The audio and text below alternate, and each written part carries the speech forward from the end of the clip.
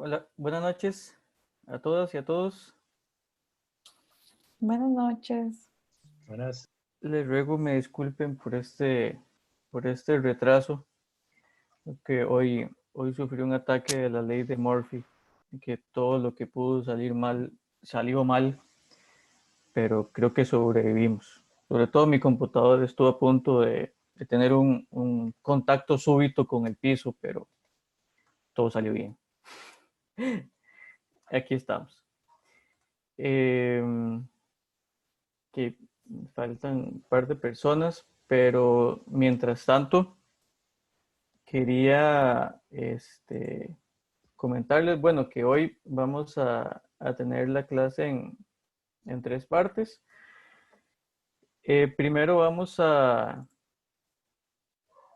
conversar un poco sobre el discurso del presidente Alvarado en la Asamblea General de Naciones Unidas. Como hemos comentado en la sesión anterior, me gustaría pues escucharlos a todos, ver qué comentarios, qué percepciones, qué impresiones les dejó el discurso, tanto en el fondo como en la forma.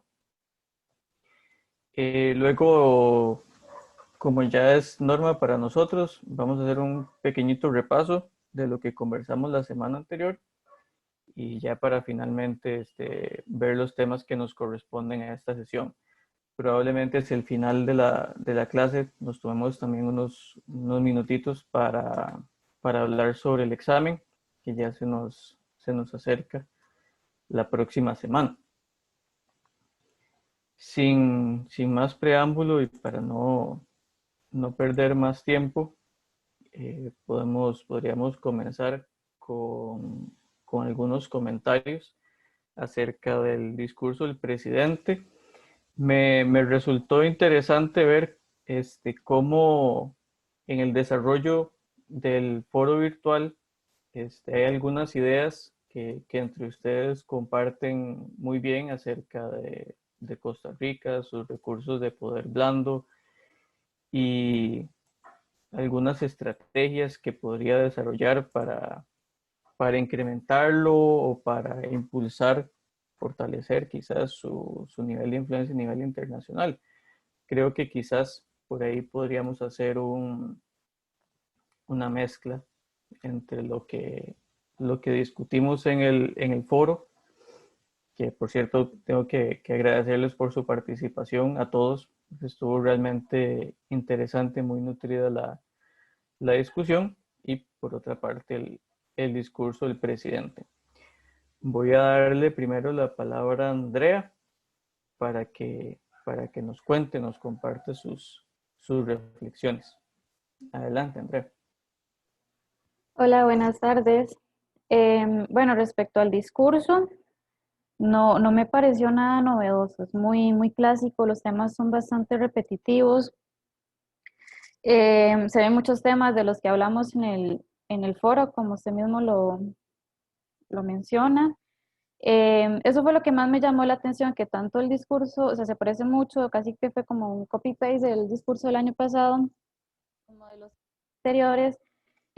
Pues que de los mismos temas, ¿no? De Agenda 2030, mucha alusión al multilateralismo, a la no proliferación de armas nucleares, sobre todo en este caso a Corea. Bueno, no es la primera vez que se le acusa a Corea de parte de Costa Rica.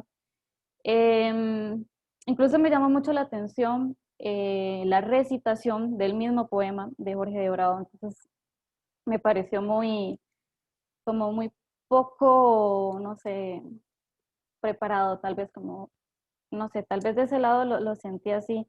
Entonces no me pareció muy novedoso, no sé si tal vez me estoy equivocando, si tal vez algún compañero me pueda retroalimentar en ese aspecto. Sentí que los temas fueron muy repetitivos, que la migración de Nicaragua hacia Costa Rica, que por esa parte necesitamos más ayuda de la comunidad internacional. Tal vez lo que puedo explicar es lo del fondo FACE, tal vez lo más novedoso por ese lado.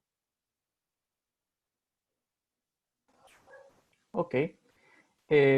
¿Algo positivo que haya percibido del discurso?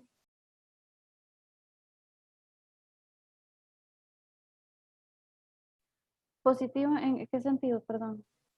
Algo que le haya llamado la atención, que a pesar de que digamos que el encuadre es en realidad poco inspirado, digamos, algo en particular que usted haya hecho, ok, esto es nuevo tal vez en la agenda de Costa Rica, esto es nuevo tal vez dentro de los intereses que queremos impulsar, o, o del todo no logró identificar, digamos, no sintió en ningún momento algo que usted dijera, ok, aquí hay una nueva línea que queremos explorar.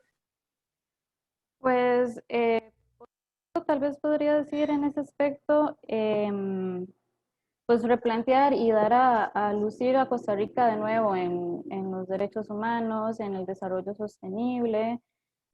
Por ejemplo, precisamente en el fondo FACE, que junto con otros países está pidiendo la ayuda multilateral, que también Costa Rica está reluciendo su aporte científico sobre el plasma equino. Tal vez es lo más positivo, novedoso que pude notar. Ok, perfecto, Andrea, muchas gracias. Andreina, por favor. Hola, buenas noches. Bueno, yo coincido con lo que comentó Andrea. Yo también lo sentí bastante repetitivo. Sí mencionaba mucho lo que era el multilateralismo y también daba mucho énfasis en lo que fue, digamos, por así decirlo, como los valores democráticos, como de hecho lo habíamos hablado ahí en el foro. Yo comenté bastante que una de las maneras de Costa Rica de proyectar poder suave era a través de lo que era como digamos, fomentar los valores democráticos que tenía Costa Rica y, digamos, todas las luchas que ha estado haciendo como por derechos humanos y etcétera. Entonces sentí que era como una repetición de ese mismo discurso que sí ha estado, digamos, que sí hemos estado teniendo por varios años. Este, también o sea, me pareció bastante interesante, como si mencionaba bastante lo que era, digamos, bueno, sí mencionaba mucho lo que era la solidaridad, el multilateralismo, todo lo del bienestar compartido y que juntos deberíamos como luchar en contra de, digamos, de todo lo que nos separa. Sí sentí que era bastante, digamos, diciendo como este virus nos está uniendo y no dejemos que nos separe, digamos, como que esto es una razón para nosotros unirnos y poder seguir con nuestros lazos multilaterales y no dejar que esta u otras pandemias que probablemente lleguen en el futuro hagan que, digamos, se creen guerras o etcétera. Este, sí, también cuando mencionaba lo de seguridad colectiva, sí era básicamente lo mismo, lo que hablaba mucho de los espacios internacionales que deberían tener más transparencia y que deberían ser más representativas de los países tal vez más pequeños y con menos poder. Y de hecho, aunado a eso, sí me pareció bastante interesante lo de FACE, lo del fondo de apoyo. Específicamente era como un llamado a esos países, bueno, a estos poderes, a estas grandes potencias para que ayuden a los países en desarrollo y los países pobres para que no se queden detrás, porque digamos, esto es como avanzando lo que sería como hacia una comunidad internacional. Entonces dice, no podemos dejar atrás otros países mientras otros avanzan mucho más que nosotros. Entonces, a pesar de que él decía que si era un muy pequeño porcentaje de lo que se estaba dando a este fondo de apoyo, sí podía ser, o sea, sí podía ser representativo en el grand scheme of things, por decirlo así, porque sí iba a representar bastante para estos países. Ok, perfecto. Muchísimas gracias, Andreina. María José, ¿quería intervenir también? Adelante. Sí, a mí me llamó la atención, tal vez, bueno, tal vez lo han mencionado en otros discursos, no estoy segura, sin embargo, me llamó la atención que a lo largo del discurso mencionara los mayores productores de armas del mundo, sin necesariamente decir nombres, pero pues sí sabemos, sí tenemos una idea de quiénes son, pero así como que constantemente, varias veces a lo largo de su discurso como que eh, tiraba la bola o tiraba esa indirecta a los mayores productores del mundo, de armas del mundo, que ese enfoque es el que ha hecho que los estados poseedores de armas nucleares desconozcan o amenacen con desconocer las obligaciones. Entonces sí sentí como que él estaba, sí como um, eh, tal vez como tirando una indirecta, no sé, bueno, una indirecta muy directa, podría decir. Ahora, tenemos claro, sí, digamos que hay varios elementos que se repiten y que se han repetido y que se van a repetir, ¿verdad? Que son los ejes, los pilares de la política exterior de Costa Rica, el desarme, el respeto de derechos humanos, las cuestiones medioambientales. Y es un poco lo que conversábamos en el foro, que son, digamos, las bases de esa influencia que podría tener Costa Rica en el escenario global. Ahora, ¿sienten ustedes, y le pregunto a María José y a los demás que intervendrán más adelante, que en esta ocasión el mensaje del presidente en estos temas en los que Costa Rica es fuerte, el mensaje fue suficientemente vehemente, se mostró como un mensaje realmente de peso, o pudo haber pasado más bien como un mensaje enlatado, digamos, copiado y pegado de otras instancias para envolver algún otro tema como el de la iniciativa FACE, que tal vez era lo que el presidente más tenía ganas de presentar en la asamblea? María José. Yo creo que sí habló de muchas cosas. eh, o sea, habló de tantas cosas que al final, como dice usted, lo que quería él enfatizar era esto del Face. Entonces, siento como que hubo varios temas reciclados, como por ejemplo esto de las armas nucleares y todo el tema del cambio climático. Lo del Face para mí era algo nuevo, realmente no lo había escuchado, entonces para mí eso sí me llamó la atención, pero el resto era como, ok, lo mismo de siempre. Ok. Néstor, su opinión. Sí, se relacionaba también con lo que dijo María José em, cuando habló del presupuesto que se utiliza en armas, que tal vez es una pregunta que me ajusté en el foro, que de hecho no la pude, porque quería elaborar en la respuesta, que era precisamente que tal vez un campo en el que, al ser un país que solo puede ejercer poder blando, es entendible que el discurso vaya en esa línea de para qué están gastando dinero en armas cuando también como que daba a entender que esta era la primera de muchas otras pandemias que venían, entonces que seguir eh, gastando tanto en presupuesto militar, que habría que cuestionar si es necesario o no. También en la línea de promover este fondo, cuando hacía las comparaciones, que con lo que se compra un tanque, cuántas personas se podían atender, cuántas cosas se podían comprar. Entonces, digamos que ahí va en la línea también de lo que ponía el foro, o sea, si va en la misma línea de siempre, del discurso de Costa Rica, de paz, de enfocarnos en lo social, eh, que sí, está bien, pero siento que también como que no ofrece como nada nuevo, eh, que sería fácilmente diluible en todo el resto de discursos. Ok. Ahora, me pregunto, y eso es algo que ustedes ya lo han mencionado también, digamos que el discurso no ofrece o ofrece pocos elementos nuevos a lo que ya por sí Costa Rica suele decir en ese tipo de foros.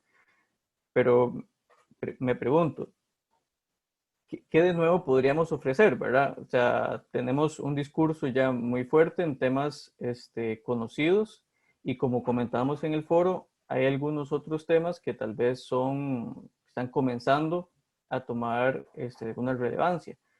Pero lo que me pregunto es si quizás, digamos, el asunto no sea tanto como que el tema o los temas sean repetitivos, sino que tal vez la forma de abordarlos sea poco original o sea poco novedosa. ¿Cómo lo percibe, Néstor? Sí, precisamente creo que en el comentario de Liz es que le ponía que para mí se debería cuestionar más las formas, porque el fondo sí, o sea, son temas que especialmente ahora son más relevantes, o sea, cambio climático, en este caso, bueno, tal vez impulsado por toda la discusión en Estados Unidos, la importancia de la ciencia, digamos que por ahí podría ser más fuerte el discurso, como más enfocarnos en la ciencia, que Costa Rica, a pesar de ser un país pequeño, pues tiene, bueno, que mencionaba el Instituto Clodomiro Picado, entonces, pero digamos que se quedó ahí, que tal vez podría darle más, eh, como, sí, darle más voz, o que fuera más fuerte, más vehemente en la parte de la importancia de la ciencia y que ahí Costa Rica también se quiera posicionar, que no sé hasta qué punto sería algo nuevo, pero, pero también de la forma, digamos, que se promocione más. Sí, lo entiendo. Y lo comparto también en muy buena Profesor, medida. como para seguir lo que estaban hablando María José y Néstor, que es que Perdón, había... perdón, Karime, es que tenía a Luis con la mano levantada de Perdón, antes. perdón. Sí, vamos a escuchar a Luis y después vamos con usted. Luis, por favor. Sí, buenas noches. Bueno, lo primero, mi intervención, primero que tengo que decir que no soy un asiduo seguidor de los discursos del presidente, así que decir que resultó repetitivo o no, no tengo un punto de referencia para decir si lo es o no. Sí difiero abismalmente en la lectura que los compañeros han hecho del discurso por varios aspectos. En primer lugar, tal vez lo es por mi formación. Cuando uno trabaja, por ejemplo, o estudia música, una de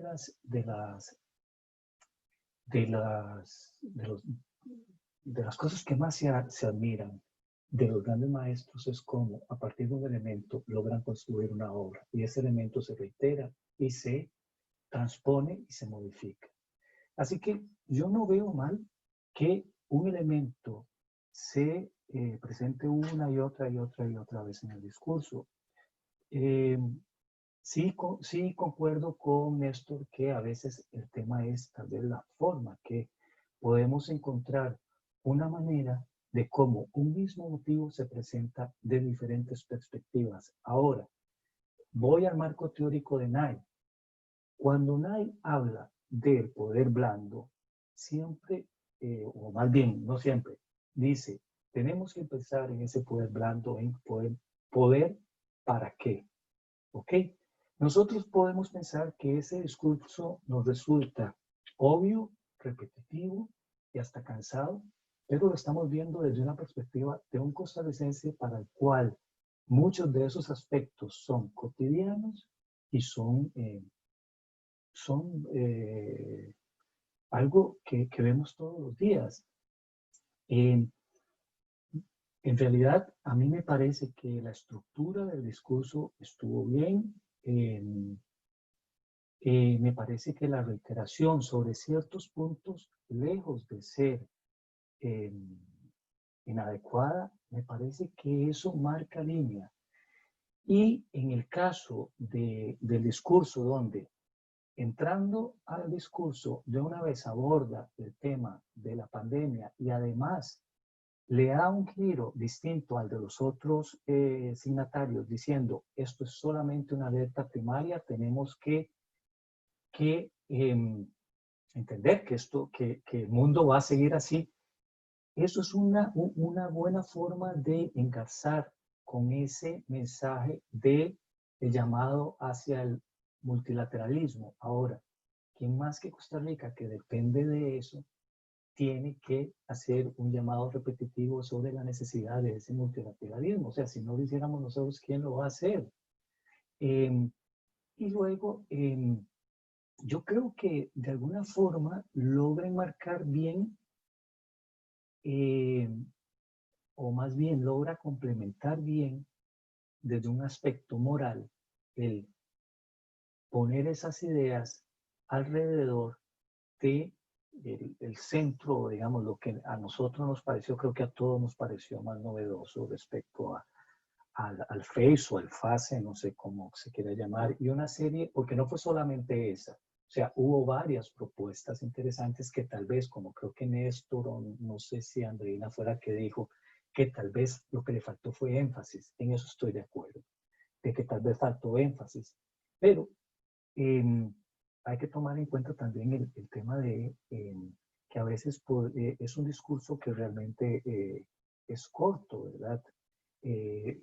A veces se puede caer, como en el caso del presidente francés, que al final de cuentas nadie va a oír ese discurso, nadie. Entonces, yo en realidad no lo veo tan mal el discurso, creo que es un discurso bien llevado, creo que los elementos reiterativos, si son así, creo que más bien marcan una línea país, creo que tal vez efectivamente concuerdo en que tal vez se podía hacer de una forma que fuera más novedosa, pero considero que el mensaje no iba hacia la audiencia costarricense necesariamente, era una audiencia global. Entonces, esos elementos es necesario remarcarlos y reafirmarlos ante la comunidad a la cual se está dirigiendo el discurso. Eso no era un discurso doméstico. Entonces, bajo todo esto que he dicho, sí, difiero bastante de la lectura que hicieron los compañeros. Esa es la lectura al menos que yo hice del discurso.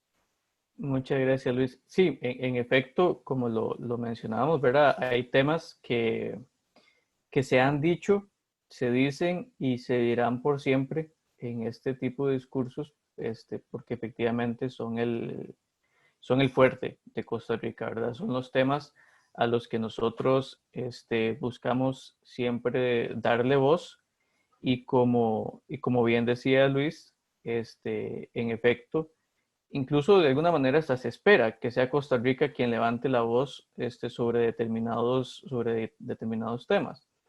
Lo que podemos efectivamente ir visualizando es que hay también una cuestión de la forma, ¿verdad?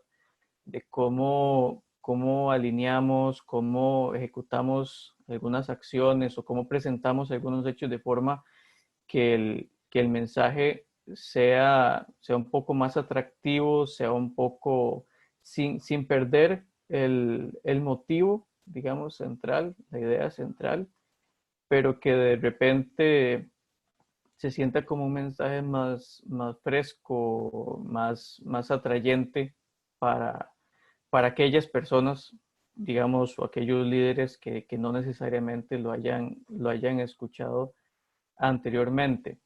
Tengo a varias personas en la lista, entre ellas a Néstor y a María José, pero antes de regresar con ellos, quiero darle la palabra a los demás compañeros que todavía no han intervenido. Entonces voy a pasar primero con Karime, por favor. Bueno, buenas noches.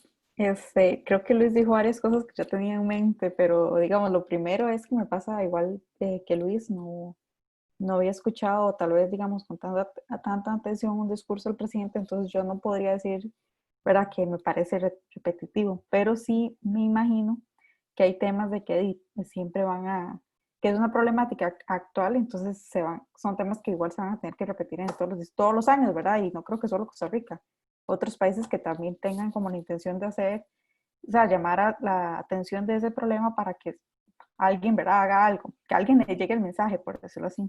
Pero me parece que es súper importante cuando María lo mencionó, que se nota mucho el cambio de voz del presidente cuando él habla sobre Corea. O sea, él como que se nota que hay como que digamos, como que hay un resalto, ¿verdad?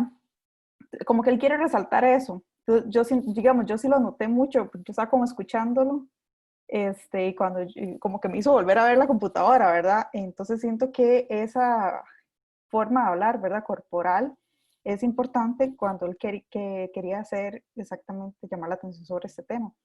Y también porque, como decía Néstor, es que él hablaba de prioridades, o sea, que se debía priorizar. Entonces, que el dinero que se gastaba en lo militar, digamos, y él hacía la comparación sobre las inyecciones de malaria en África, ¿verdad? Creo que era. Y entonces él hablaba como que todo ese dinero que se está invirtiendo en lo militar, más bien se podría mover, por decirlo así, y que todo fueron recursos para el desarrollo. Y ahorita obviamente lo más importante sería la atención a la pandemia, ¿verdad? Que es lo que nos está dejando donde estamos debiendo.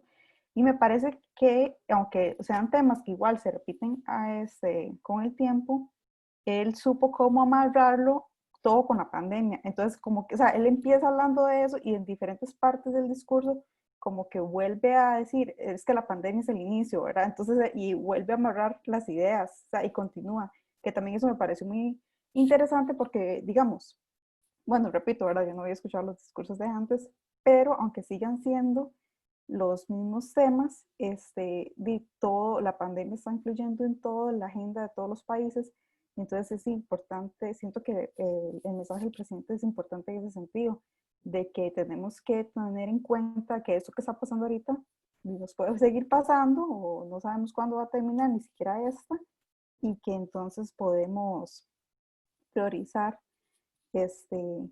pero eso era como lo que quería acotar. Cuando el presidente hablaba, Karime, y hablando de algunos ejemplos concretos, cuando el presidente hablaba, por ejemplo, de las Américas, y hablaba de Haití, y hablaba de Cuba, este, ¿por qué creen ustedes, digamos, que subrayar esos dos países y no hablar de otros que pueden tener situaciones, pues tal vez no tan dramáticas, pero igualmente complicadas, o de países que están viéndose muy complicados por el manejo de la pandemia, etcétera? ¿Por qué pensaría usted que pudiera ser importante desde el punto de vista de la política exterior de Costa Rica hablar de Cuba y hablar de Haití, sobre todo? Perdón, es una Bueno, pregunta difícil. sí, no, pues, digamos, primero Haití, digamos, lo primero que pienso es que, o sea, todos los países tienen problemas, ¿verdad? Pero es que yo siento que Haití, y creo que es una percepción a nivel internacional, o sea, es que todos tienen problemas, pero Haití está hundido. O sea, este es un país que es reconocido por muchísimos, o sea, es que no tienen nada ellos, no tienen algo bueno, algo como para que los ayude a salir adelante.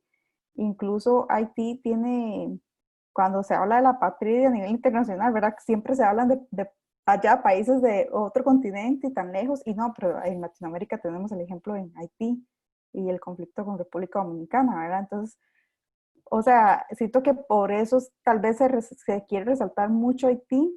Cuba sí, la verdad, no sabría decirte. Bueno, por supuesto que en Cuba pasan muchas cosas y creo que, no sé si tendrá relación con eso, pero hace poco tuvimos y tenemos cubanos en la frontera. Entonces puede ser que como que por ahí se haya visto influenciado, porque tuvimos como un ingreso masivo de muchos cubanos que salieron de Cuba primero a Nicaragua y después el plan de ellos era pasar a Costa Rica, ¿verdad? Cuando fue justo en el momento cuando se cerraron las fronteras y ellos quedaron atrapados. Entonces creo que tal vez por ahí iba el ejemplo Cuba, porque era algo que estaba muy reciente en el país aconteciendo. Pero como bien explica Luis, o sea, es que este es un discurso que no era para nosotros, no era para los nacionales y la gente que está viviendo aquí, aunque sí es importante resaltar de que nosotros podemos ser el ejemplo en muchas cosas, como en el es el plasma, ¿verdad? El quino, pero nos seguimos siendo un país que también tiene problemas y estamos como viendo a ver cómo enfrentamos estas cosas. Exactamente, y esa es mi lectura también. Pues, ustedes recuerdan en 2015 y en 2018 que tuvimos unas oleadas muy fuertes de inmigrantes, de cubanos en un momento, de extracontinentales que llamaron en otro momento, que se presumía que eran africanos la mayoría, pero que conforme avanzaron las investigaciones, se fueron dando cuenta de que muchos eran haitianos, que estaban utilizando a Costa Rica efectivamente como parte de su ruta hacia los Estados Unidos. Y quería llamar la atención sobre eso porque es un recurso muy interesante que usa el presidente, ¿verdad? En lugar de decir, tenemos problemas migratorios con cubanos o con haitianos o con nicaragüenses, que también lo menciona en su discurso, incluso con venezolanos, en lugar de mencionarlo a ese nivel, él lo asume desde el otro lado y lo que habla es de la importancia que debe dar la comunidad internacional a apoyar a estos países a mejorar sus condiciones de vida, la calidad de vida de sus ciudadanos.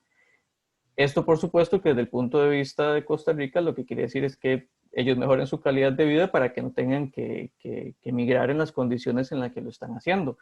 Pero es un recurso muy interesante, digamos, de poner sobre la mesa temas de casi que de política doméstica de Costa Rica, la gestión de flujos migratorios mixtos, desde un punto de vista de derechos humanos, de desarrollo sostenible, etc. Es, digamos, una forma de decir las cosas sin tal vez mencionarlas directamente por su nombre. Quiero pasar ahora con Mariana, por favor. Bueno, buenas noches a todos. Personalmente, y creo que fui un poco dura igual en el foro, porque creo que pensé como completamente diferente a los demás. Creo que yo veía la mancha negra en todo lo blanco, ¿verdad? Y todo el mundo era todo lo blanco y no la mancha negra. Personalmente con el discurso, y solo me gustó como la analogía, ¿verdad? De Jorge Bravo, digamos, porque, bueno, me gustan los poemas y ya, pero en sí no me gustó, o como han venido hablando todos, fue un discurso reciclado. Creo que se pudo haber dado como otra arista o otra perspectiva a, a todos los problemas. Como lo dijo Néstor, y bueno, yo comenté aquí un poquillo, ¿verdad? De qué es lo diferente que que podía dar Costa Rica. Creo que la parte diferente era eso mismo, plantear, y como lo puse igualmente, Costa Rica no tiene muchos temas en los que pueden fluir. O sea, actualmente los temas vigentes en el tema de actualidad son otros, ¿verdad? Son COVID, es influencia económica, influencia política, guerras comerciales, todo esto de las protestas, la crisis económica, y Costa Rica no tiene y no va a tener una influencia. Entonces creo que Costa Rica tuvo que haber sido eh, como más intenso, o dejar una huella como más profunda en lo bueno que hemos sacado, ¿verdad? En esta pandemia, que ha sido lo de eso del suero, ¿verdad? De Equino, y también plantear, ¿por qué no? El gobierno darse a conocer y plantear una futura y futuras cooperaciones, porque creo que ahorita todo el tema es COVID y ya lo hemos visto, ¿verdad? Todo se ha visto afectado, migraciones, comercio y demás. Entonces creo que tal vez pudo haber enfatizado en este caso lo que ustedes ahorita hablaban, ¿verdad? De lo del tema de las migraciones, y ese twist, por así decirlo, que habló sobre la crisis, ¿verdad? Migratoria que ahorita tenemos. Creo que no lo había pensado y me pareció, ¿verdad? Una analogía y una forma de decirlo, no culpando a los países o a las personas migrantes, ¿verdad? Sino como dar el discurso, porque creo que ese es el problema de las potencias, que creen que los que tienen la culpa, ¿verdad? Son como las personas migrantes, cuando en realidad hay que fomentar en los países igualmente la migración regular, pero el ayudar, ¿verdad?, a los países que son los que se quedan como más rezagados, ¿verdad? Y en este caso también, como lo decía Karime, yo al principio, y conforme iba escuchando el discurso, yo decía como, no tiene nada que ver lo que dijo. Y entonces seguía hablando de otra cosa y hablaba de otra cosa. Entonces yo dije, ¿y este señor cómo lo va a bailar, verdad? Entonces creo que le hizo también como un plot twist, ¿verdad? Igualmente cerrándolo otra vez con la cita, ¿verdad? De Jorge Bravo. Pero creo que sí tuvo que haber sido como más enfático. Y lo que sí me pareció, que es volviendo a lo mismo del COVID, es que creo que tuvo igualmente que ser más enfático al aspecto de, volvemos a lo mismo, de la cooperación, no solo para Costa Rica, ¿verdad? Que nosotros no nos ha afectado, sino para América Latina, ¿verdad? Que ahorita, queramos o no, somos como el epicentro de esa crisis sanitaria. Entonces creo que sí le hizo falta y creo que, y pienso que tal vez el discurso pudo haberse enfocado como en otra o tal vez contar la historia de manera diferente, pero, pero sí, no sé, creo que me genera como conflicto igualmente el discurso y no estuve, digamos, como a favor, porque también como comentaba en el foro, creo que el Ministerio de Relaciones Exteriores se ha dejado de lado conforme pasan los gobiernos y creo que en este gobierno ha quedado casi minimizado porque, por ejemplo, y lo que yo criticaba de el despido de la exministra, ¿verdad? De Ala Jiménez y todo ese tipo de cosas que creo que Costa Rica se pudo haber posicionado mejor y creo que con unos buenos, como una buena guía, creo que Costa Rica pudo haber llegado más. Creo que la pregunta que usted hacía, que si el discurso había quedado como perenne en las personas que lo escucharon o se hubiera pasado desapercibido, para mí pasó desapercibido. No sé qué opinan los demás. Mariana, ¿y usted cree que puede haber influido en algo, no solo en la estructuración del discurso, en el hilvanamiento de las ideas, sino también la expresión, digamos, el delivery del discurso? El hecho de que se sabía que iba a ser un mensaje en video pregrabado en contraposición a hacer el discurso presencial en la Asamblea General de Naciones Unidas, viendo la cara de las personas que lo están escuchando, sintiendo, digamos, el auditorio. ¿Cree usted que tal vez ese, digamos, no hay trascendencia, pero digamos que esa falta de peso o de volumen del mensaje se haya debido al hecho de que haya sido un discurso pregrabado en lugar de un discurso, digamos, entregado en vivo? Sí, creo que sí, porque bueno, yo no soy como que fanática de los discursos, pero sí me siento a ver como algunos discursos o algunas eh, o algunos comentarios que el señor presidente da. Creo que él tiene su propio performance cuando él habla en público, entonces creo que él cambia y se vuelve como un actor, no sé cómo explicarlo, frente a la gente. Entonces creo que eso sí afectó, sin embargo, pero digamos a la hora más de expresarlo, creo que tal vez, y sabiendo que el discurso se iba a grabar, creo que se pudo haber como hecho un discurso como más que llegara o que influyera más en la opinión personal, en la opinión pública y en la opinión de los países, ¿verdad?, que estaban en la, en el, bueno, las personas que escuchaban el discurso. Entonces creo que sí me genera conflicto. O sea, diría que sí, pero también digo que no. Porque como no se podía hacer o no se podía hacer el viaje a Nueva York, creo que sí se tuvo que pensar en, en eso, que cuando usted transmite en video se sienta como eh, ese, que se explaye como más con claridad y que le haya llegar y que sí, que le llegue el mensaje a las personas, porque creo que lo que hizo fue como una actualización pequeñita de lo que pasamos en Costa Rica y ya, pero no, pero nada más, no fue algo como contundente o relevante que haya dado mucho de qué hablar, no sé, por ejemplo, un Donald Trump, ¿verdad? Que él sí, a pesar de que su discurso fue súper cortito, como de 7 minutos, creo que él llegó y dijo lo contundente y todo el mundo entendió y fue bastante relevante, ¿verdad? No solo porque es Estados Unidos, sino también de otros países, como lo hablábamos en la clase pasada, que creo que el delivery fue igualmente muy cortito, pero el mensaje fue y perduró y y se criticó, se habló de lo que ellos, ¿verdad?, pensaban y de la realidad que ellos tenían. Ok, perfecto, muy bien, muchas gracias por compartir su opinión.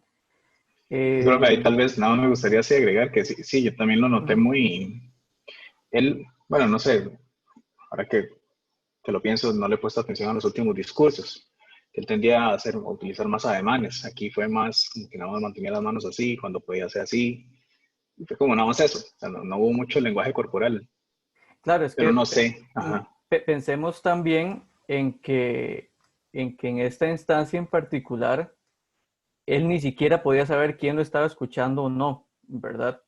Eh, cuando se hace el discurso en Asamblea General, pues obviamente tiene el auditorio de frente, sabe quién está ahí, sabe quién no está ahí, y las puede enfatizar reacciones. algunos temas, incluso puede hasta improvisar, digamos, alguna mención o algún comentario que quisiera hacer llegar a una persona o a un líder que está ahí, que es algo que se pierde en esta ocasión, ¿verdad? En este discurso particular, pues básicamente es leer un guión y esperar que el mensaje cale, pero por supuesto que se pierde mucho de, del histrionismo, digamos, que se le podía imprimir a la entrega del discurso porque él no sabe quién lo está escuchando, no puede leer el salón, no puede saber, digamos, si la gente se puso incómoda por alguna mención que él hizo, o no puede ver sonrisas de aprobación, por ejemplo, de algún mensaje que dio.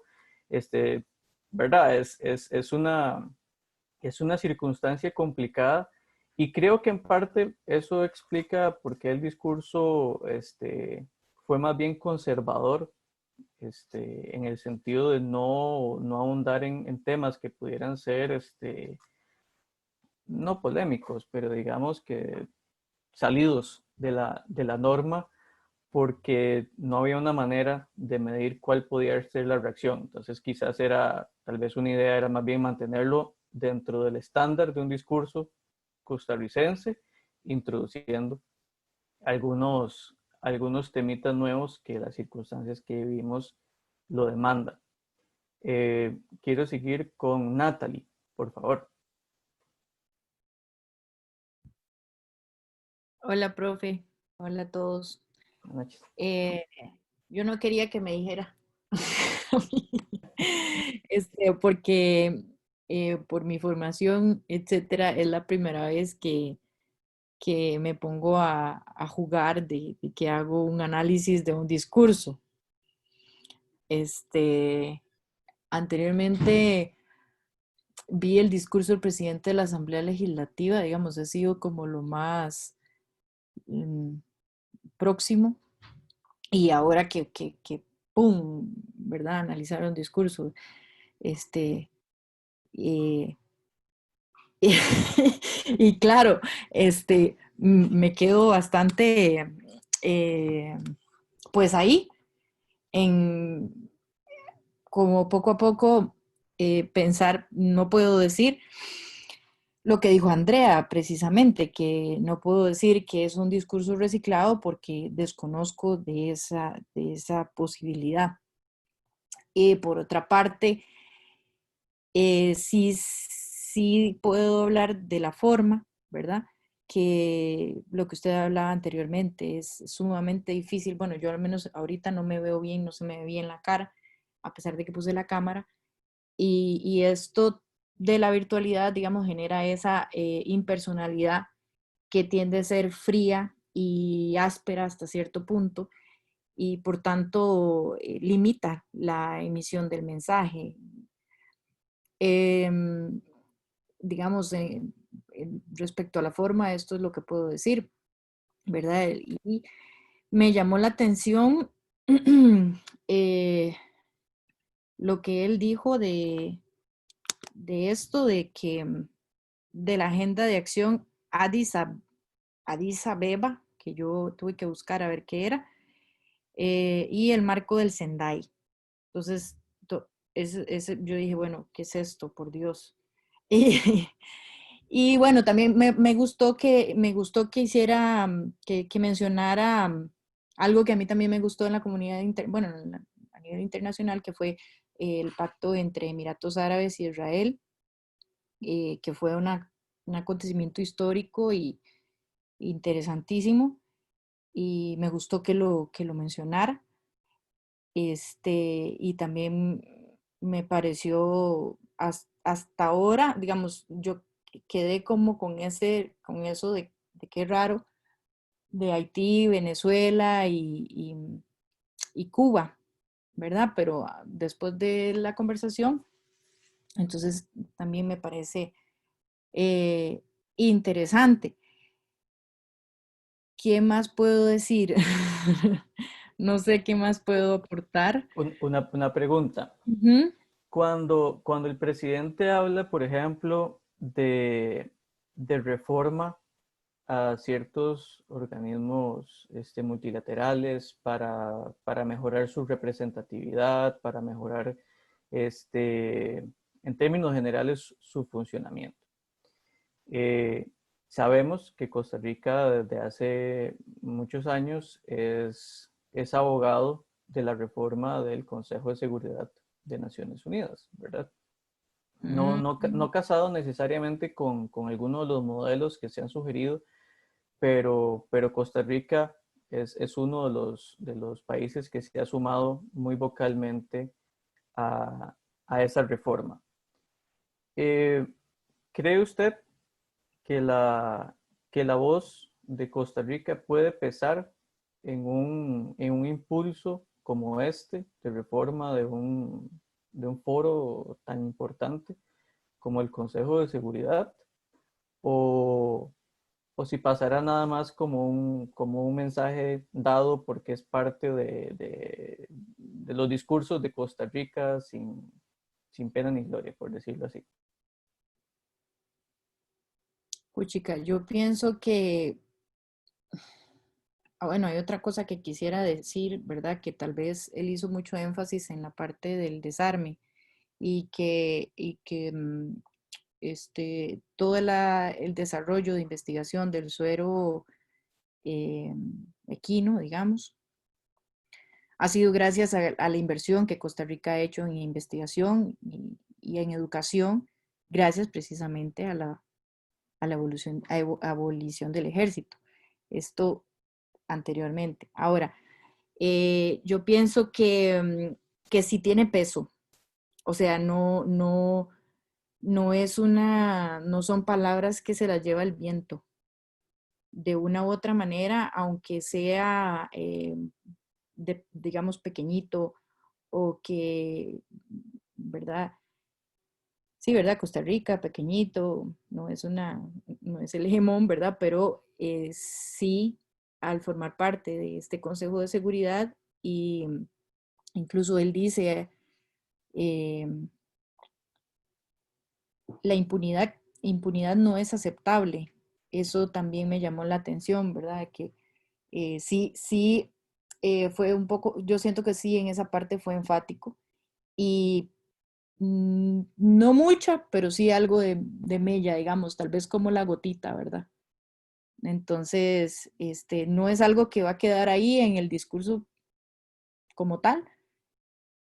Yo pienso que sí sí puede ejercer ese poder, eh, poco, pero sí, sí. Ok, perfecto, muy bien.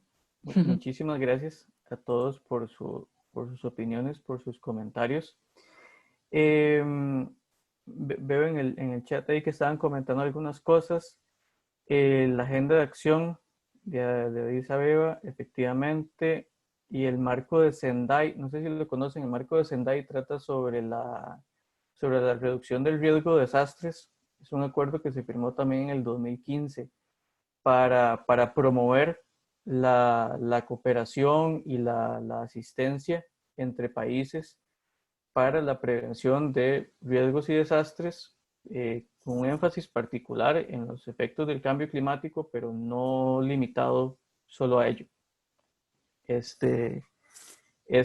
por ahí por donde va un poco la historia. Probablemente con el profesor Gustavo vayan a hablar un poquillo de eso en el curso de Política Exterior Verde. Ok, con eso cerramos esta parte.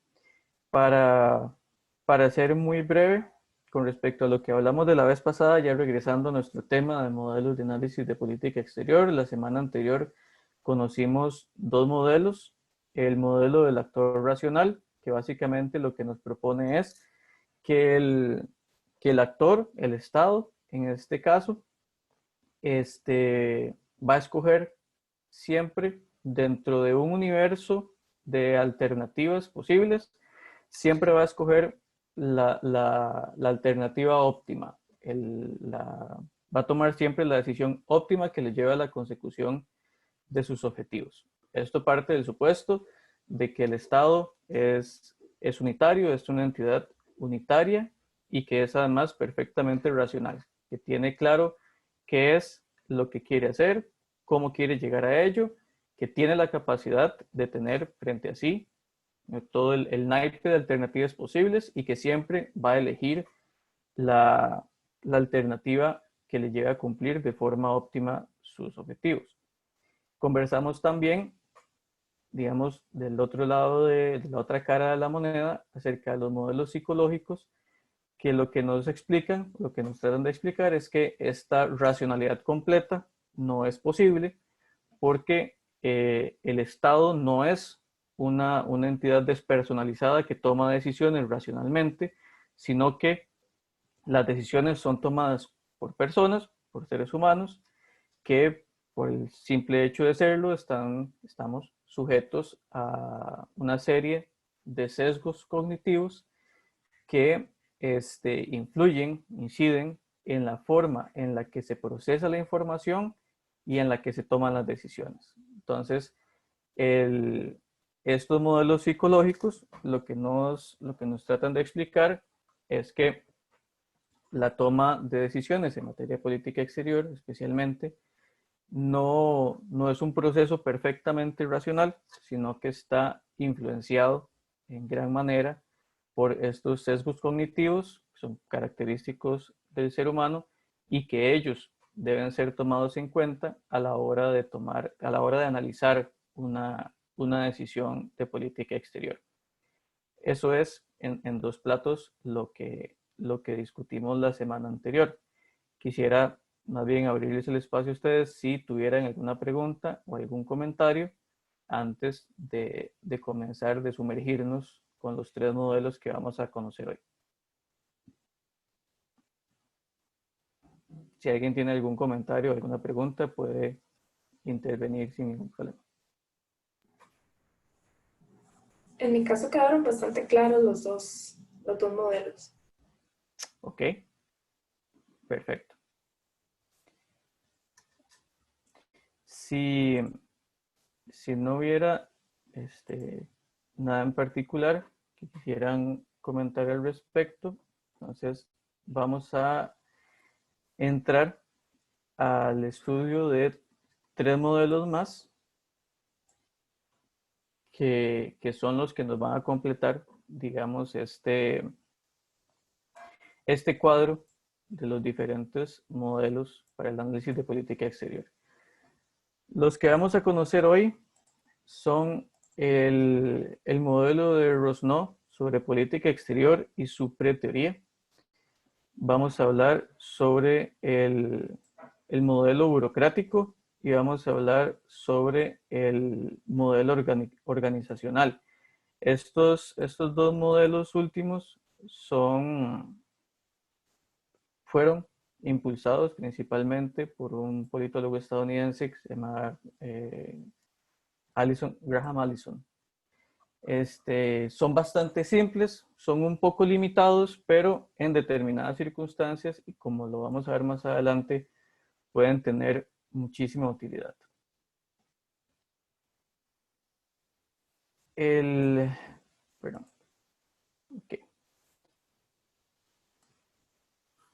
modelo de Rosno es probablemente uno de los modelos más complejos, más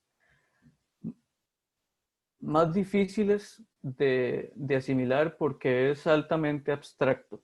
Es un modelo que parte de nociones muy abstractas y extrapoladas de otras ciencias para explicar el fenómeno de la política exterior. El profesor Rosno, que ya falleció, fue uno de los principales impulsores de la política exterior o del análisis de la política exterior comparada como una forma de entender correctamente el fenómeno de la política exterior y sus interrelaciones en el escenario internacional. Él extrae de las ciencias naturales la noción de la ciencia de la complejidad o complexity science para explicar que al igual que algunos sistemas de orden natural, el sistema internacional, para poder ser comprendido, requiere un análisis que va más allá de la simple comprensión de sus partes. Lo que él nos dice, básicamente, es que para entender el sistema internacional, no basta con comprender, con entender cada una de sus partes, sino que sus interrelaciones entre sí generan una dinámica muy especial que requiere todo un entarimado, todo un andamiaje teórico conceptual diferente para ser debidamente comprendido. Se explica o se menciona que todo este planteamiento de Rosno es una preteoría porque, como ustedes tal vez ya han escuchado en algunos otros cursos de RI, la definición de teorías en ciencias sociales y principalmente en relaciones internacionales es muy difícil porque al tratarse de una ciencia social, es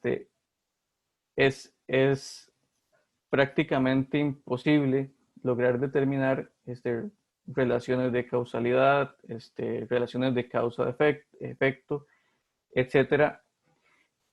Ha habido muchos intentos por generar una teoría, digamos, que explique las relaciones internacionales y la política exterior como parte de sus componentes, pero lo cierto es que conforme el tiempo pasa, el sistema muta, estos esfuerzos teóricos que se han hecho se van quedando, digamos, un poco cortos y dan pie a otras aproximaciones que pueden tener más o menor éxito en un contexto determinado. Rosno lo que propone como una preteoría es que él dice que a partir de la utilización y el seguimiento sistemático de ciertas herramientas analíticas, es posible ir acumulando información empírica que en algún momento va a poder convertirse en una teoría, va a poder ayudar todo este acervo de información que se va construyendo con el tiempo mediante la aplicación de estas herramientas analíticas, puede en algún momento ser lo suficientemente robusto como para poder ayudar a los tomadores de decisiones a interpretar el escenario internacional, a tomar decisiones y, por otra parte, a los analistas a explicar por qué se dan ciertos fenómenos en el escenario internacional. Entonces, Rosno lo que genera es una estructuración, una categorización a partir de las cuales él sugiere, propone que se pueden acomodar las diferentes piezas del ajedrez de forma sistematizada y que a partir de ello, las actuaciones de estos estados puedan ser igualmente sistematizadas, comprendidas dentro de un marco, digamos, estandarizado, y a partir de ahí ir construyendo este acervo de conocimiento. Entonces, él nos plantea en primera instancia 3 genotipos principales para los estados: si son grandes, si son pequeños, si son desarrollados o subdesarrollados, si son abiertos o si son cerrados. Con grandes o pequeños, pues se refiere naturalmente no solo a cuestiones territoriales o demográficas, sino también al peso relativo, digamos, que tienen en términos económicos, por ejemplo, o militares. Cuando habla de desarrollado o subdesarrollado, se refiere, pues, naturalmente a lo que comprendemos bien, ¿verdad? Como ciertos niveles, ciertos estándares de vida, ciertos niveles de calidad de vida en unos estados que en otros no se han alcanzado. Y con abierto y cerrado, él se refiere sobre todo al carácter de sus sistemas políticos y de su apertura o no hacia el resto de la sociedad internacional. Tengamos en cuenta, y eso es importante aquí, que el modelo de Rosno data de los años 70, ¿verdad? Teníamos una configuración del sistema internacional muy diferente a la que tenemos ahora. A partir de estos 3 genotipos, él identifica 5 factores, dice que son los que influencian la forma en la que el Estado toma decisiones. Nos habla, en primer lugar, de la idiosincrasia o el factor individual. Nos habla del rol o conducta que desarrolla este actor en particular en el sistema internacional. Nos habla del factor gubernamental, de cómo está constituido el gobierno. Nos habla del factor social, de la base social que sostiene a este determinado actor, y del factor sistémico, es decir, de las condiciones que están en el entorno internacional y que, sin lugar a dudas, pues generan una influencia también sobre el Estado. Dice Rosno que todas estas influencias, que todos los fenómenos de la sociedad internacional pueden verse reflejados de alguna manera en estas 5 categorías. Y aquí los vamos a ver con un poco más de detalle. Cuando él nos habla de la idiosincrasia o del factor individual, se refiere a la experiencia, al conocimiento, al valor, a los talentos, que caracterizan a la persona que va a tomar decisiones. El rol o conducta, les mencionaba, se genera por los funcionarios, por los representantes del Estado, que ya de por sí son conductas o son roles que el país juega en el escenario internacional, independientemente de la idiosincrasia de los ocupantes de ese rol específico. Es decir, lo que se refiere es a la forma en la que el Estado, no necesariamente al fondo, pero a la forma en la que el Estado suele conducir sus asuntos exteriores. Sí, Luis, adelante, por favor. Perdón, es que no podía desmutearlo. Profesor, sí. no me queda claro el tema de rol o conducta, porque según la definición ahí es más hacia los tomadores de decisiones. Yo más bien lo entendía como el rol o conducta del país en el entorno internacional, como actor país. De hecho, cuando estaba usted anteriormente leyendo la primera anterior, estaba de nuevo haciendo el flashback del discurso del presidente para encontrar esos elementos. Interesante, porque a mí me parece que están. Pero me entra la duda sobre el tema del rol o conducta, porque yo la interpreté como el rol o conducta del país, digamos.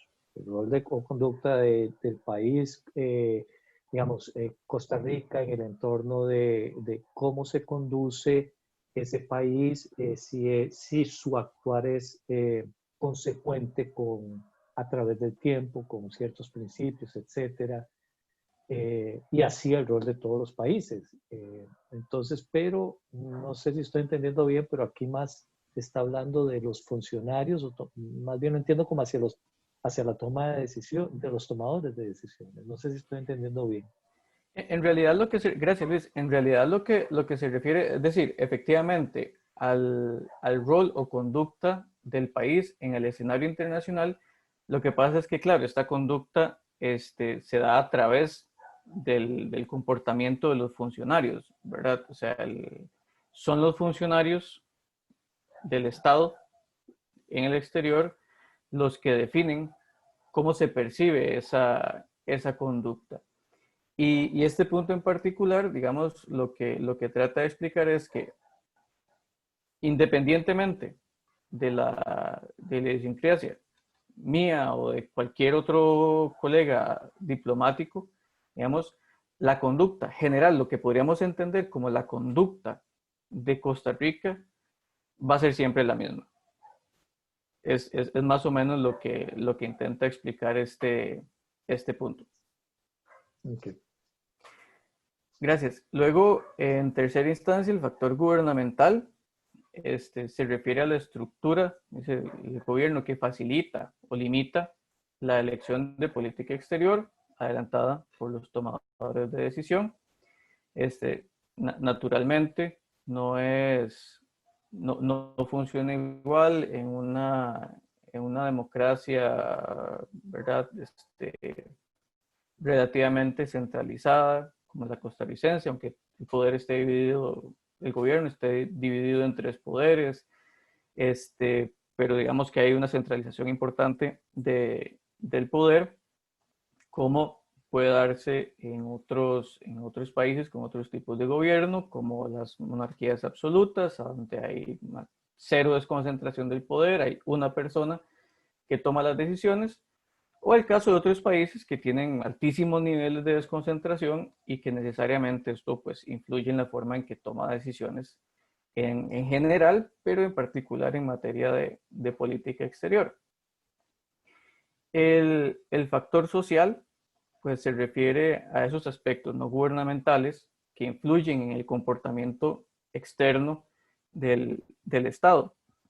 Aquí vuelvo tal vez a un comentario que nos hacía Luis cuando hablábamos del discurso del presidente, que él nos decía que bueno, que tal vez para nosotros era un discurso un poco trillado porque son temas que conocemos, que ya tenemos muy interiorizados y que son digamos, esperables para nosotros que se mencionen. Ese tipo de factores, digamos, ya en Costa Rica tenemos muy integrado dentro de nuestra concepción social en general el tema medioambiental, por ejemplo, el valor de la naturaleza, el valor intrínseco de la naturaleza, la protección de los recursos naturales, etcétera. Y pues sería absolutamente sorpresivo, escandaloso que el presidente diera un mensaje en una línea contraria a eso que ya todos, como parte de la sociedad, conocemos y tenemos muy dentro de nuestro ADN costarricense. Igual como creemos en el pacifismo, igual como creemos en la educación como motor de promoción social, etcétera. Ese tipo de factores sociales es a lo que se refiere Rosno cuando dice que hay condiciones de base social que influyen en el comportamiento externo del país. Y finalmente, tenemos el factor sistémico que, como les mencionaba, ¿verdad? Son las condiciones que están dadas por fuera del Estado, del territorio, y que necesariamente influyen en la forma en la que toma decisiones en materia de política exterior. Con todo esto, Rosno plantea es una síntesis del modelo preteórico de Rosno, a partir del cual él nos dice, nosotros podemos adelantar o proponer un análisis de por qué un Estado actúa de cierta manera y por qué toma las decisiones que toma en materia de política exterior. En la primera fila pueden ver lo referente a geografía y recursos físicos. Él hace la primera categorización entre un estado grande y un estado pequeño. La segunda fila nos habla sobre el estado de la economía en general y hace un tamiz todavía más fino y divide los estados grandes entre desarrollados y subdesarrollados, y de la misma forma con los estados pequeños desarrollados, estados pequeños subdesarrollados. Le aplica un tercer filtro, por decirlo así, que es la posición del gobierno.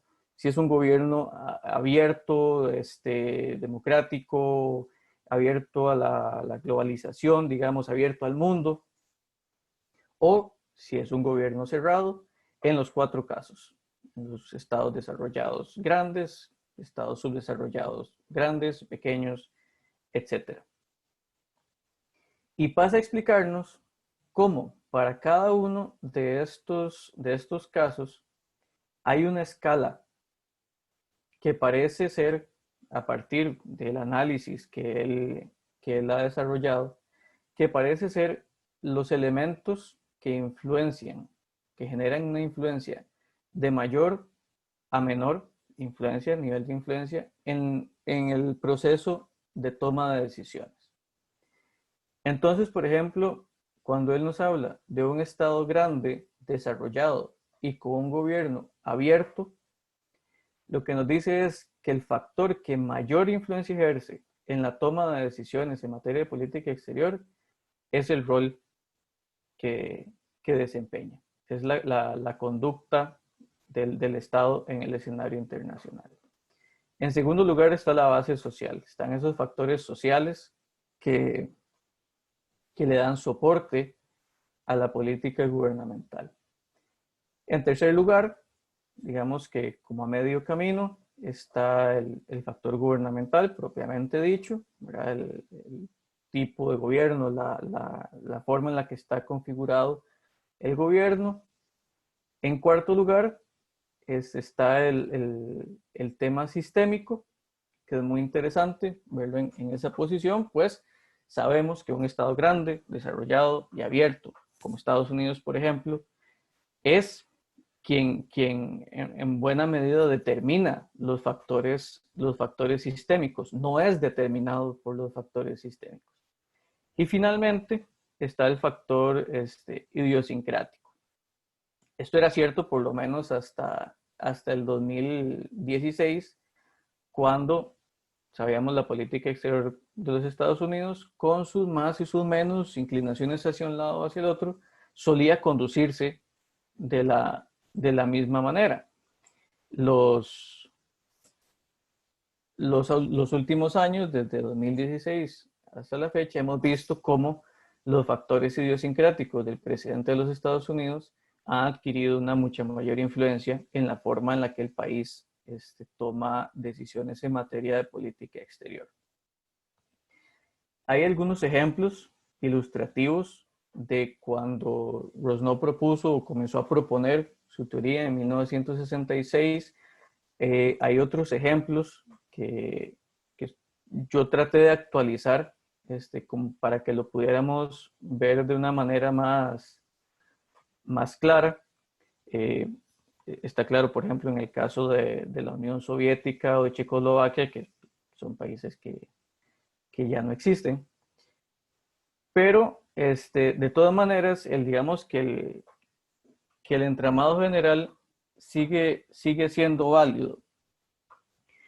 Se darán cuenta de que dentro de los ejemplos ilustrativos más recientes, no aparece un ejemplo para un Estado grande, subdesarrollado y cerrado.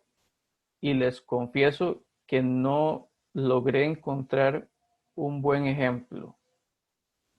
Y más bien quería planteárselos a ustedes así, para ver si a ustedes se les ocurre un buen ejemplo en la actualidad de un estado grande, económicamente subdesarrollado, que tenga un gobierno, digamos, cerrado.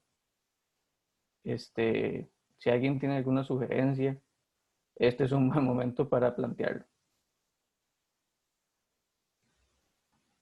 No es fácil, les diré yo, le di vuelta un buen rato y no le llegué.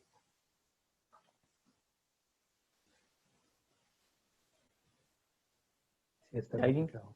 Sí, sí, Es probablemente. que uno primero va a pensar, por ejemplo, siempre viene el tema de la China, pero la China no es un país cerrado, ¿verdad? Y menos en estos momentos, No, ¿verdad?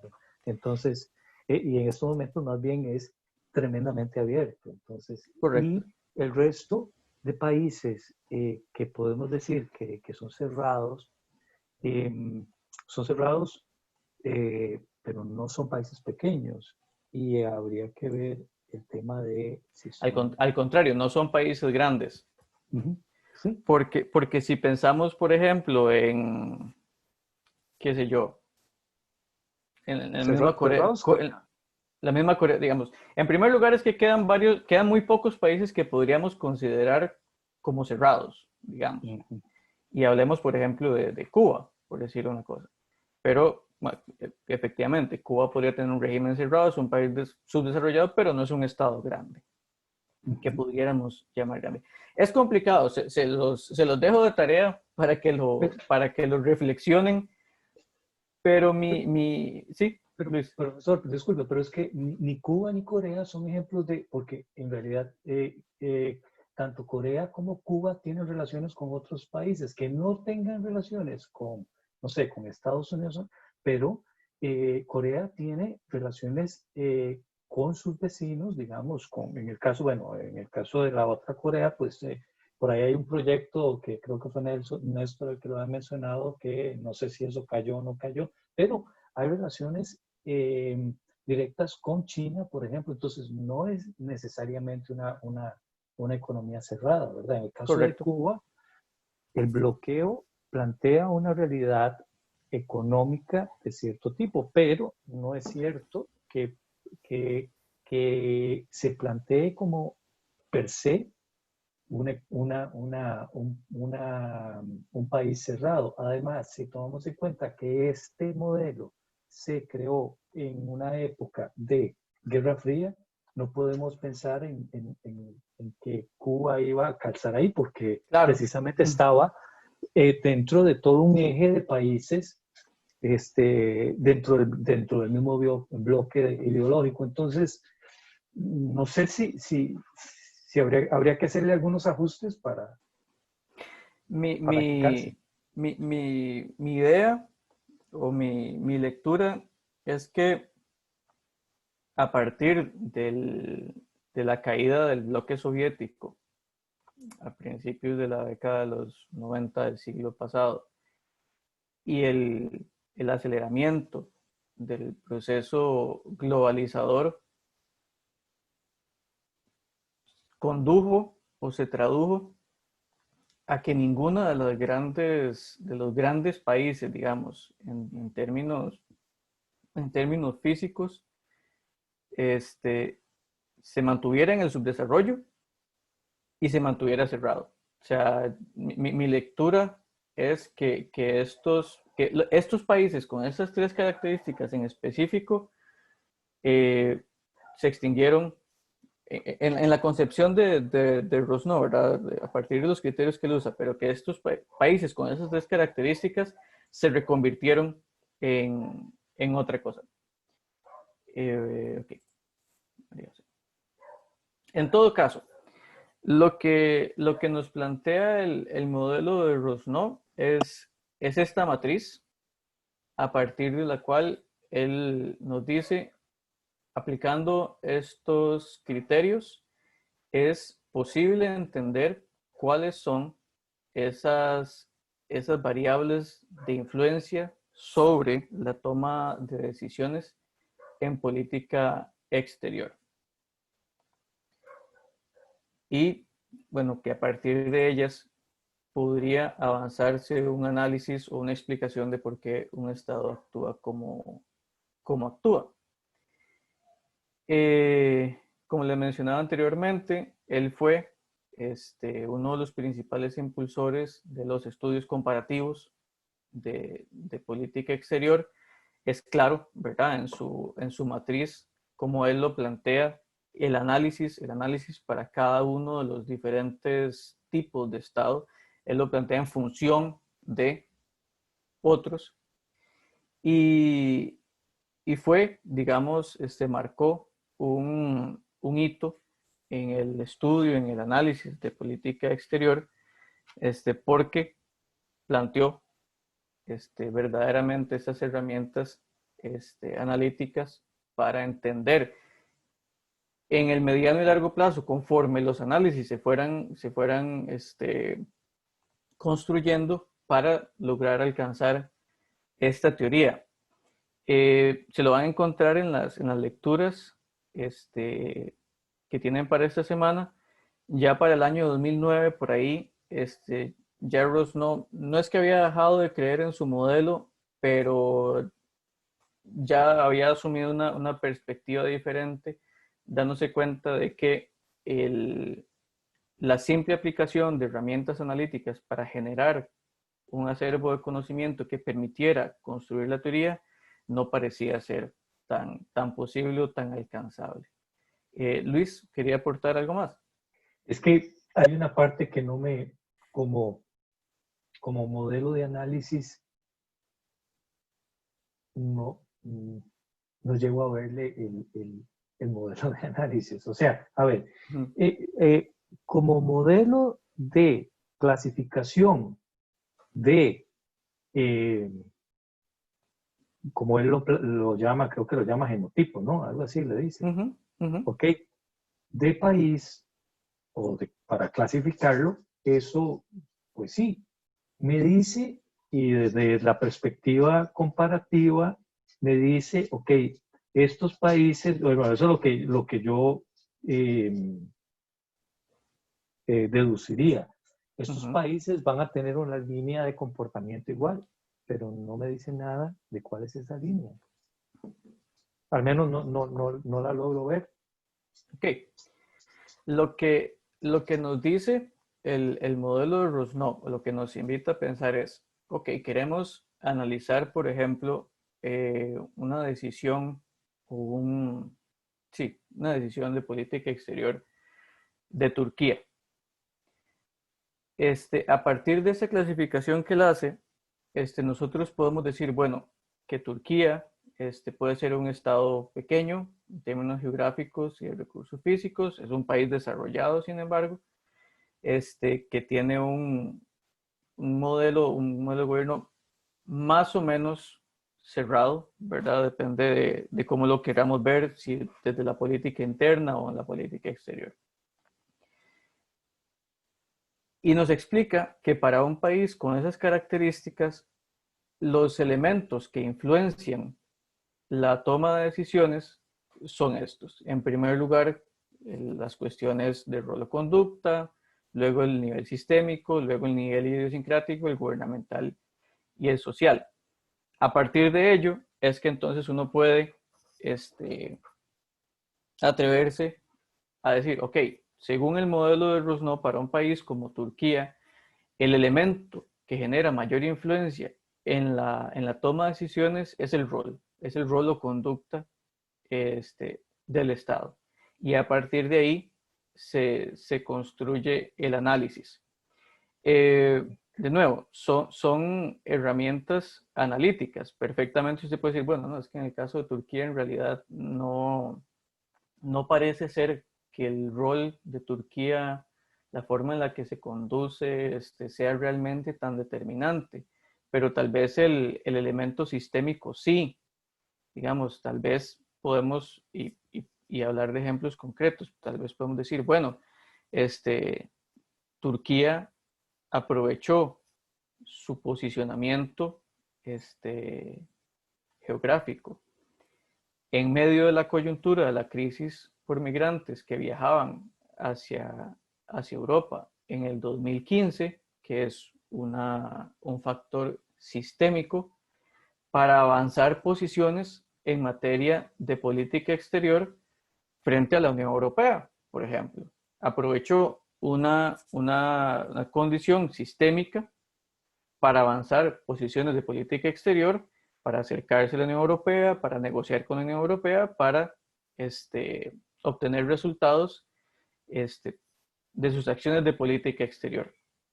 Este tipo de ejercicio es básicamente el que plantea el modelo de Rosnow. Es como decir, una guía para orientar el análisis que perfectamente puede decirse, bueno, no, o sea, en este caso en particular, en este fenómeno en particular, el modelo de Rosnow no aplica, no funciona, pero es una guía para orientar el análisis a partir de estos factores que él determina.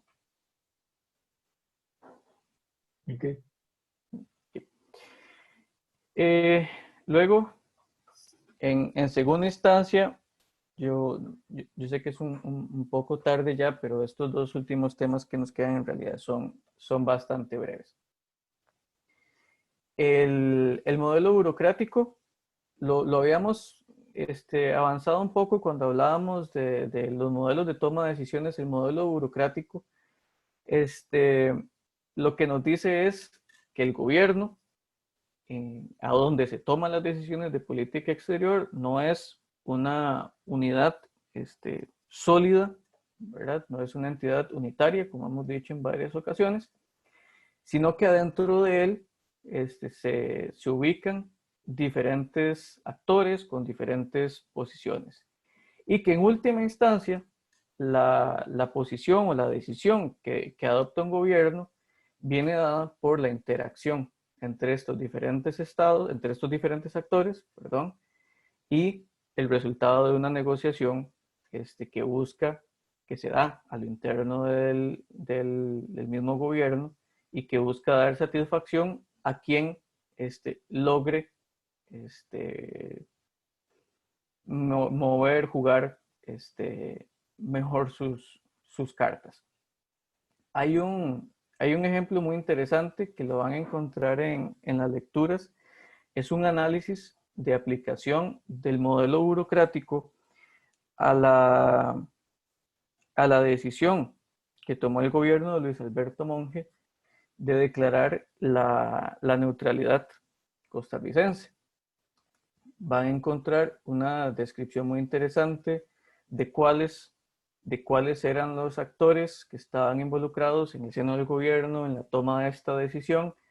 Van a encontrar una descripción de cuáles eran más o menos sus intereses en el tema, de cómo se dio el proceso de negociación y por qué la decisión que se tomó en última instancia de declarar a Costa Rica como un país neutral, activamente, perpetuamente y de forma no armada, se tomó como se tomó. Este es un modelo muy básico, ¿verdad? Es un modelo muy simple que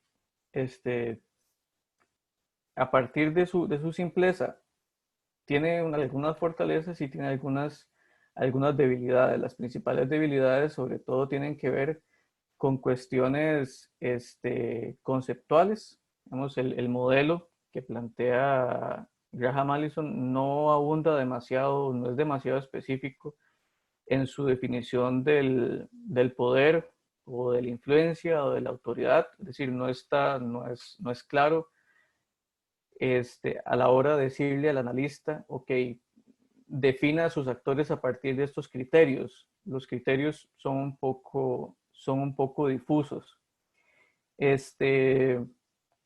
Comete un error grave, desde mi punto de vista, y lo leerán también en los documentos, que es que se limita a analizar al gobierno como núcleo de la toma de decisiones y deja por fuera las interacciones que tiene el gobierno con otros actores, como grupos sociales, lo menciona ahí el sistema de partidos de políticos o grupos de presión, y pues aún más importante, sobre todo los actores internacionales. Este modelo, a pesar de que es un modelo que busca explicar la toma de decisiones en materia de política exterior, no le presta demasiada importancia a el medio internacional.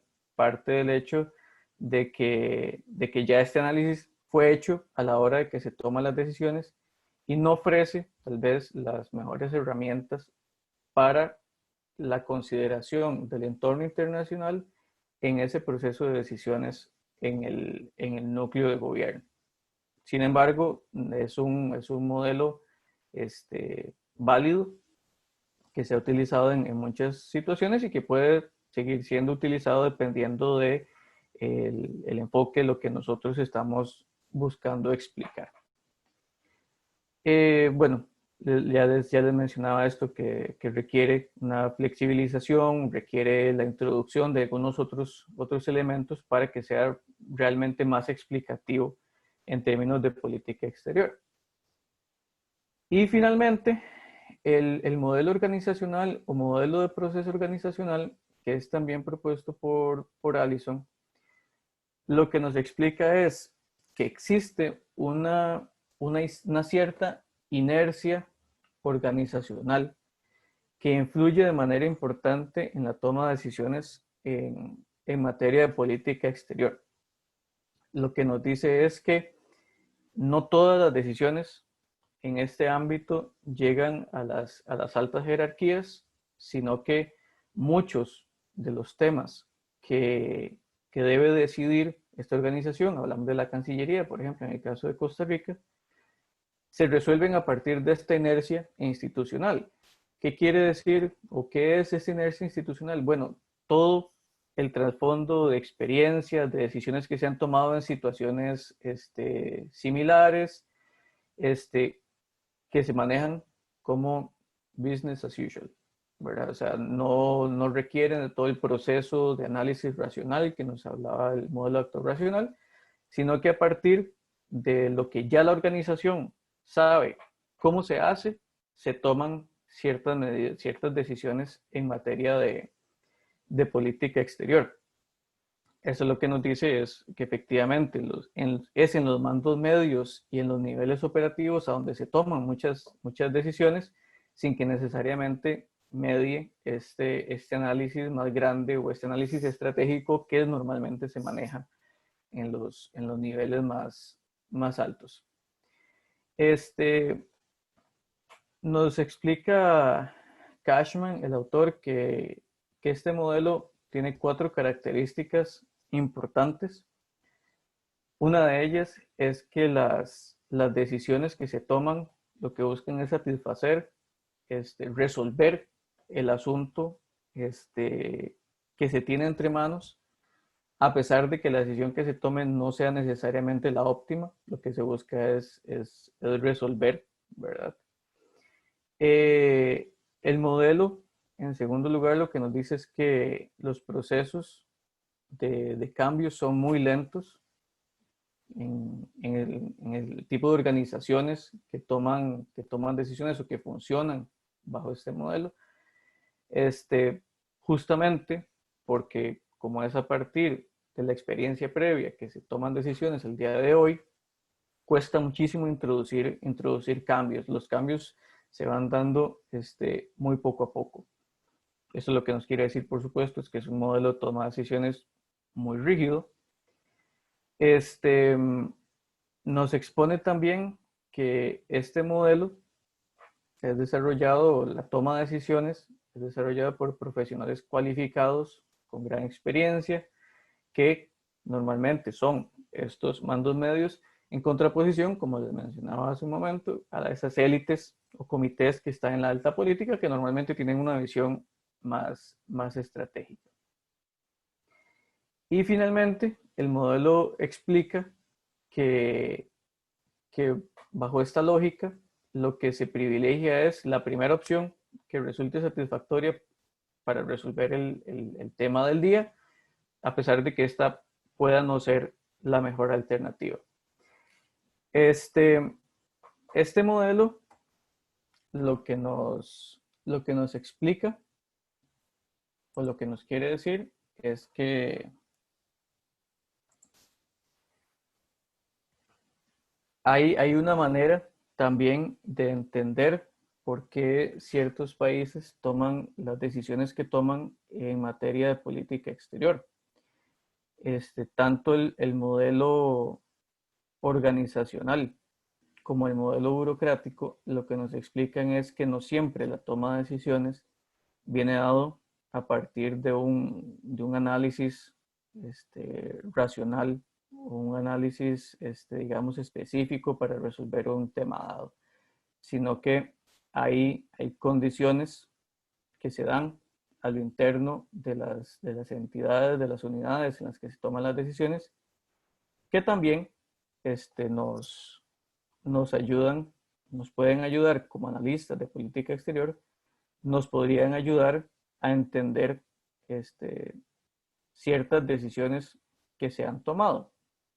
Como modelo de análisis de política exterior, como les mencionaba, puede ser un poco limitado, ambos, el modelo organizacional y el modelo burocrático, porque no toman en cuenta lo que sucede fuera de la organización, pero nos enfocan, nos ayudan a entender algunas decisiones que se toman y que pueden ser el resultado efectivamente de interacciones entre los actores que integran el gobierno, el núcleo de toma de decisiones, o que incluso, como en el caso del modelo organizacional, puede ser que nos ayuden a explicar algunas decisiones que se tomaron en virtud de esa inercia organizacional y no necesariamente como parte de un análisis racional o específico o detallado de la situación. Eso es, tienen bastante material para leer. Tengo la mano de Luis levantada. No sé si quería intervenir o fue que se le quedó de la vez anterior. No, es que no la había bajado. Ok. Vamos a ver, ya. Listo. No, perfecto. Listo. Con esto terminamos la materia que va a ser evaluada en el examen que tenemos programado para la próxima semana. Algunos apuntes importantes sobre ello. La próxima semana a las 6 de la tarde vamos a encontrarnos de nuevo por acá. Yo creo que es importante que ustedes tengan un espacio que puede ser de 30 minutos, 40 minutos, lo que ustedes consideren pertinente para aclarar dudas, sobre todo sobre los temas de esta semana, que no podríamos repasar la semana siguiente por el examen, pero sí creo que es importante que tengamos la oportunidad de encontrarnos por acá para aclarar cualquier duda que les pueda surgir de las lecturas que tienen asignados para esta sesión. El examen se va a desarrollar por medio del aula virtual. Ahí van a encontrar el examen. El examen va a estar habilitado entre las 7 de la noche y las 8:30 o 9 probablemente. Van a tener entre 1 hora y 30 y 2 horas para resolverlo. Van a encontrar un poquito de todo. Van a encontrar una parte de selección única y van a encontrar una parte más de desarrollo, porque quiero también conocer sus opiniones sobre algunos temas. Les ruego por favor que estén seguros de que pueden ingresar al aula virtual, de que no hayan, es imposible que lo aseguren, pero que consideren todas las contingencias que puedan tener, porque el espacio de tiempo que nos da el sistema para que ustedes resuelvan la prueba es limitado y tiene que ser el mismo para todos. Entonces tomen esas precauciones de que van a tener un espacio de no más de 2 horas para resolver la prueba. Pueden utilizar las presentaciones como una guía de lectura. Van a encontrar preguntas sobre los temas, naturalmente, que aparecen en las presentaciones. Van a encontrar probablemente algunas preguntas también relacionadas con los videos que hemos compartido también en el aula virtual. Así que échenles un vistazo si alguno no ha visto alguno de los materiales de los audiovisuales que hemos compartido. Creo que eso sería. No sé si alguien tiene alguna consulta. Se los voy a poner por escrito de todas maneras en el aula virtual, en la sección de avisos, porque veo que no estamos todos hoy. Faltan un par de compañeras, pero entonces para que todos tengan la misma información y la posibilidad de plantear alguna pregunta o alguna situación en particular, se los voy a poner mañana probablemente en el aula virtual. Deberían recibir una notificación en su correo electrónico.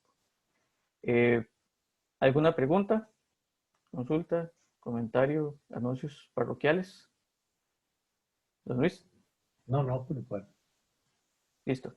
No, es que vi que se le activó el micrófono, pensé que quería apuntar algo. Una pequeña pregunta sobre la parte de desarrollo. Sí. ¿Qué tan extensa es? Para tener en cuenta como el tiempo de las 2 horas, si hay que desarrollar mucho, si hay un límite, no sé.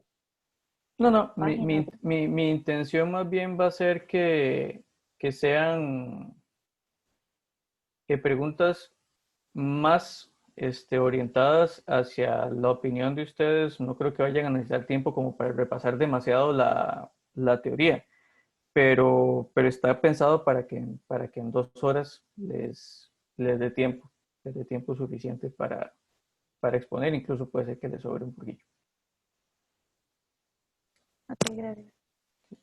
Y no sé si alguien más quería participar también, me pareció ver. Okay. Si no, de todas maneras, saben que está el correo electrónico, tenemos el aula virtual también.